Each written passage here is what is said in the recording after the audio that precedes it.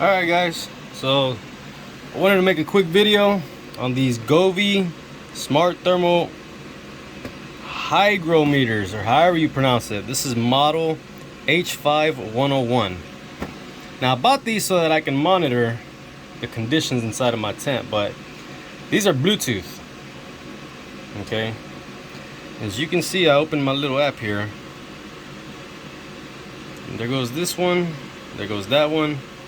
Updated 74, 64, 79, 58. So now we open this tent here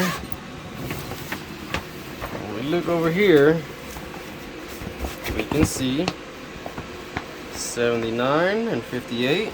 79 and 58, the size of like my thumb, if anything.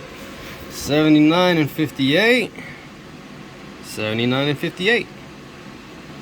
But I bought the pair, I think for 15 or 25 bucks. I'll double check and I'll drop the link. But they work great. They're Bluetooth obviously, so you can't check them when you're not home, but they work amazing. I like them. So far no problems. The moisture or humidity, that's pretty quick. That picks it up pretty quick. Temperature, give it a few minutes and it'll adjust. But yeah, thanks for watching. Hope this video helps.